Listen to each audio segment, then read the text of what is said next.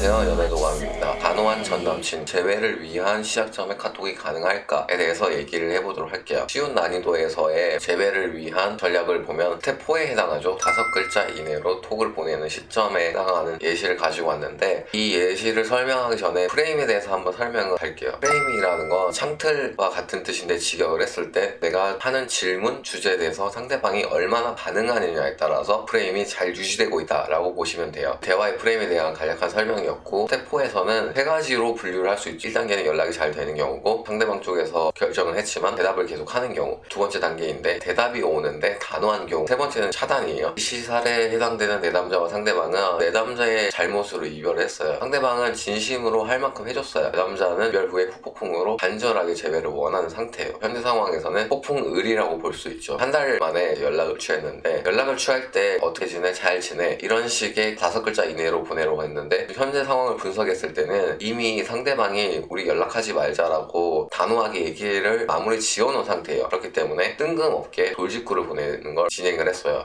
이렇게 딱 2글자만 보냈어요. 톡이 씹힐 위험도 되게 높은데, 상대방의 반응과 체크포인트를 확인하기 위해서 진행을 했고, 1시간 뒤에 답변이 왔어요. 왜? 물음표도 없는 왜? 2가지 분석해서 보시면 되는데, 부정적이죠. 내 프레임에 들어왔냐, 들어오지 않았다라고 볼 수 있고, 이미 연락을 하지 말라고 상대방이 얘기를 했었고, 한 달 만에 뜬금없게 연락을 했으니까 달갑지가 않겠죠. 차단은 안 되어 있는 상태인데, 차단과 큰 차이가 없는 상황이에요. 표를 되게 낮게 잡았는데, 카톡을 10번 이상 진행을 하고 톡을 마무리하는 걸로 결정을 하고 프레임을 위한 톡을 보냈어요. 지금 회사야? 뜬금없이 다시 한번 질문을 던졌어요. 만약에 여기서 개인적인 질문을 꺼내면 조금 위험하거든요. 잘 지냈어? 어떻게 지냈어? 이런 거 보냈을 때 상대방은 우리 연락하지 않기로 했잖아, 그거 왜 물어봐? 이런 식으로 얘기를 하게 되거든요. 지금 회사야? 순간적으로 혼동이 올 수 있는 질문을 던졌고, 상대방은 왜 연락했어? 라고 다시 한 번 더 질문을 던지죠. 이거 역시 2가지를 보시면 되는데, 긍정과 부정에서 부정적이고 프레임에 들어오지 않는 거예요. 왜 연락했어? 라는 말에는 상대방의 한숨도 들리고 계속해서 연락을 하지 말자라는 메시지가 강하게 전달되고 있죠. 왜 연락했냐는 말에 대답을 할 수도 있는데, 대답하게 되면 상대방이 의도하는 대로 흘러갈 수 있기 때문에 한 번 더 꺾었어요. 수요일이라서 갑자기 왜 연락했냐고 물어봤는데, 수요일이라서 연락을 했다. 뭔가를 생각하겠죠. 수요일에 우리가 연락을 하기로 했었나? 수요일에 무슨 날인가? 수요일이 뭐지? 라고 하면서 생각 자체를 하게 되는데, 생각 자체를 하게 만드는 것 자체가 부정적인 상황에서 조금 더 중립적으로 돌릴 수 있는 조건을 만들어줘요. 상대방은 고민을 하다가 하고 싶은 얘기가 뭐야? 라고 답변이 왔어요. 이것 역시 부정적이고 프레임에 들어오지는 않는데, 하고 싶은 얘기가 뭐냐라고 질문을 던진 것 자체가 연락하지 말기로 했잖아 라는 메시지가 안 오고 있기 때문에 다행이라고 생각하고, 여기서 한 번 더 질문을 던져요. 주말 잘 보냈어? 회사야? 수요일이라서 주말 잘 보냈어. 이제 3번째 질문이 이어지는데, 이 3번의 질문 안에도 대답을 안 하면, 저희 쪽 프레임에 안 들어오면 톡을 종료를 할 생각이었어요. 그럼에도 불구하고 계속해서 밀어붙였을 때는 상대방은 화가 나게 되거나, 결국에는 상대방이 원래 하고 싶었던 얘기, 연락하지 말자고 했잖아, 연락하지 마 라고 답변이 올 거기 때문에, 이걸 잠재우기 위해서 마지막 질문을 던지고 답변을 기다렸는데, 상대방은 다행히도 부정적이긴 하지만 프레임에 들어온 답변을 보냈는데, 그냥 잤어. 다행히 대답을 듣죠. 프레임은 이루어진 거예요. 그냥 잤어 라는 말은 중립적이긴 하지만 대답을 해달라는 거에 시그널을 분석하셔야 돼요. 그냥 잤어 라는 대답에 다시 한 번 더 연이어서 질문을 하려고 하는데, 상대방이 한 번 더 선톡이 와요. 땡땡은 갔어. 상대방이 내 남자한테 엄청나게 함께 하자고 했었던 건데 갈등 요소가 컸거든요. 이걸 갔냐라는 질문을 던졌다라는 건 상대방이 조금 더 내 남자의 상황을 궁금해한다라는 건 긍정적인 신호라고 받고 바로 대답을 했어요. 주말에 갔다 왔어. 실제로 내 남자는 주말에 갔다 왔고 대답을 했어요. 궁금한 걸 물어보자마자 프레임 리드를 하는데, 나 이제 일해야겠어 라고 그만하자라는 얘기를 전달했고, 목표를 잡았던 10번까지 대화를 이어가기로 했잖아요. 그거는 못했지만 대화의 물꼬를 텄고, 내 프레임에 한 번은 대답을 했다라는 걸 긍정적으로 보고 여기서 중단을 해요. 알았어. 일반 사람의 경우에는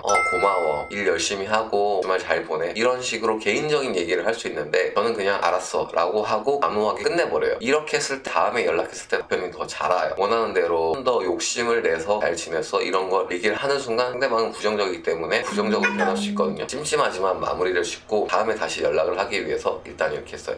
카톡을 한 3번 정도 주고받았을 때는 프레임이 원활하게 돌아가기 시작했어요. 질문에 대답을 잘하고 부정적인 편에서 긍정적으로 대답을 하기도 했죠. 근데 예외가 성사되는 건 아니고, 이런 식으로 해서 한 7번 회차, 한 달 반 시점이 됐을 때 상대방과 만남을 만들 수 있었는데, 여러분이 주의하셔야 될 점은, 절대 만나자고 하는 약속을 잡기 위해서 상대방을 보채거나 하면 안 돼요. 상대방이 내 상황을 궁금해할 수 있도록 많은 정보를 주지 않는 게 더 중요해요. 카톡의 기본 원칙을 한 번 더 정리해드리면, 상대방보다 우리가 절대 글자 수를 많이 적지 말아야 돼요. 함축적으로 적은 글자 수 안에 카톡을 보내야 되고, 상대방이 대답이 없을 때는 올 때까지 기다려야 돼요. 만약에 씹히면은 그냥 씹히는 대로 놔두고 일주일 뒤에 다시 카톡을 하는 게 나아요. 그리고 내가 원하는 메시지가 있는 상태니까 메시지를 보내겠죠. 상대방이 들을 준비가 안 되어 있다, 들을 준비가 되어 있다라는 건 세 가지 신호를 보시면 돼요. 나한테 곧잘 질문을 하고 내가 하는 질문에 대답을 하고 긍정적인 언어의 형태로 대답을 할 때는 하고 싶은 얘기를 전달해도 돼요. 근데 지금은 시종일관 부정적이고 프레임도 한 번밖에 성공을 못했죠. 그렇기 때문에 저희 쪽에서 하고 싶은 메시지를 전달하지 않고 카톡을 종료했어요. 상대방이 들을 준비가 안 되어 있을 때 메시지를 보내는 건 어떻게 보면 폭력이거든요. 그렇기 때문에 상대방이 들을 준비가 되어 있을 때 메시지를 전달할 수 있는 거예요. 오늘도 고생하셨고요. 다음번에 더 좋은 영상으로 찾아뵙도록 할게요. 감사합니다. 연예노건이었습니다.